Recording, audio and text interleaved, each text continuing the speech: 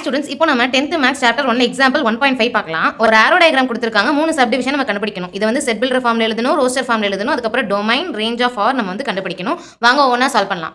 ஆரோ diagram வரைஞ்சிருக்கேன். Input அப்படிங்கிறது X, output அப்படிங்கிறது ஒய். இப்போ ஒரு இன்புட் வந்து நம்ம தந்தா அது ஒரு ரிலேஷன் நடந்துட்டு அவுட்புட்டாக வெளியே வரும். ஸோ இதுதான் இன்புட், இது வந்து அவுட்புட். ஸோ இப்போ நம்ம இன்புட் நம்ம இங்கே என்ன 5 தந்தா ஒரு ரிலேஷன் நடந்துட்டு இங்கே வந்து அவுட்புட் என்ன வருது 3.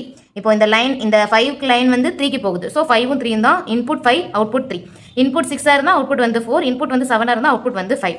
இப்போது 5 - 2 தானே 3. அதே மாதிரி 6 இங்கே போட்டால் 6 - 2 தான் 4. இங்கே 7 போட்டால் 7 - 2 தான் 5. ஸோ நான் இப்போ என்ன சொல்லியிருக்கேன், இன்புட்டுங்கிறது எக்ஸ். ஸோ எக்ஸ் - 2 என்ற ரிலேஷன் தான் அவுட்புட் வருது. So Y is equal to X - 2. இப்போ செட் பில்டர் ஃபார்ம் அப்படின்னா நம்ம இந்த ரிலேஷனை வந்து ரிட்டர்ன் ஃபார்மேட்டில் எழுதுறது. ஸோ ஓப்பன் ப்ராக்கெட் போட்டுட்டு X comma Y such that Y, அந்த ரிலேஷன் என்னது, Y is equal to X - 2 comma எக்ஸுங்கிறது எலமெண்ட் இன் பி கமா ஒய்ங்கிறது எலமெண்ட் இன் கியூ. அவ்வளோதான், க்ளோஸ் ப்ராக்கெட் போடுறோம்.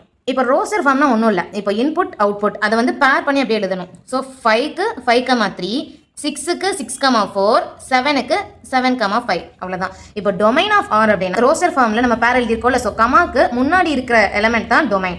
ஸோ கமாக்கு முன்னாடி என்னென்ன இருக்குது, 5 கமா இங்கே வந்து 6, தேர்டில் வந்து 7. ஸோ இதுதான் டொமைன்.